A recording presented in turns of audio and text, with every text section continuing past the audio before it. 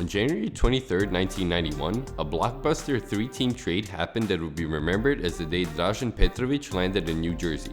In a recent exclusive interview for Basketball Network, Sam Smith, the author of the basketball bestseller The Jordan Rules, also reflects on the interesting side effects and connotations of that blockbuster trade. Alongside Dražen going to New Jersey, the Denver Nuggets traded power forward Terry Mills to the Nets, while the Nuggets traded shooting guard Walter Davis and a 1992 second-round draft pick to the Blazers. To round up the deal, the Nets traded power forward Greg Anderson and a 1992 first-round draft pick to the Nuggets. I knew I was going to get traded to either Portland or Chicago. I was open to either team because both teams were contenders. Dražen did get playing time in New Jersey and showed the whole world that he could play if given the opportunity. Seeing that one of the players he admired from his childhood days in North Carolina could enforce the firepower of the Western Conference contender and potential rival, Michael Jordan was openly disappointed in the Bulls' lack of motivation regarding bringing Davis on the board. Same old stuff. It's disappointing. He certainly could have helped us. Now, almost 30 years after their historic deal, while reflecting on the chance of the hypothetical arrival of Dražen Petrović to Chicago instead of New Jersey and the potential benefits of such a deal for the Bulls, Sam Smith openly identifies the invisible forces that might have been involved, and thus eventually affected the rocky NBA path of many European players since Petrovic's era. Petrović was not highly regarded then. The NBA, especially some players, had a bias against European players then. Some was believed to be racial since the European players were predominantly white. Some NBA players believed managements wanted to push European players on the NBA to get more white players. I don't believe all of that was true, though there was a long, mostly accurate in the 50s and 60s, alleged search for a great white hope. Though fans obviously embraced success given the popularity of Michael Jordan on through LeBron James, teams I know would take anyone who looked away for a chance to win. But people being people, there are always conspiracy theorists. The general consensus, for whatever reason, and some still exist today, became European players were not tough enough, soft. Which of course was ridiculous since so many even went through actual wars growing up to survive, and were much tougher than most Americans. With everything we know about the treatment of African Americans in US society, it's understandable players suspected race could be a part of the reason why European players were in fashion. But the softness point is common and prevalent to this day.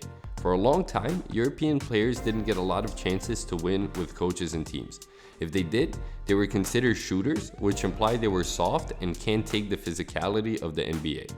Part of it is because the European game is more system-oriented and less athletic, which leads many to believe it means it is less physical. The other part is that most people think that every European player grew up in a middle-class suburb and played basketball between Latin and piano lessons. The truth is different. They often come from circumstances as difficult as their American colleagues. Let's take Toni Kukoc for example, the unsung hero of the 90s Bulls who was one of the great international players in NBA history. Another Croat who came into the league from devastating circumstances. As he explained in episode 5 of The Last Dance, Toni didn't come straight away to the NBA because the situation at home was not so great because of the war and everything.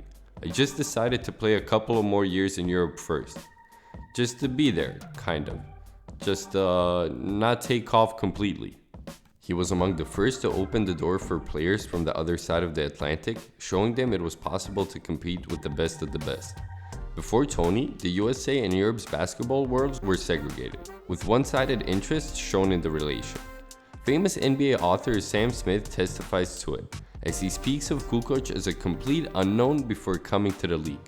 NBA interest in Europe was then almost non-existent. I had never heard of Kukoc. With his performances in Chicago, Kukoc proved his worth to the NBA world, as he became an integral part of the Bulls' second three-peat, winning the 95-96 Sixth Man of the Year award in the process. There's a feeling that he could have done more on the individual level, as he possessed exceptional all-round abilities. However, he put the team's interest above his own, which made him a part of one of the greatest runs in NBA history. That may be the reason Toni sometimes gets overlooked. Many had the same impression, especially after the airing of the Last Dance documentary, where Kukoc didn't get the attention he deserved.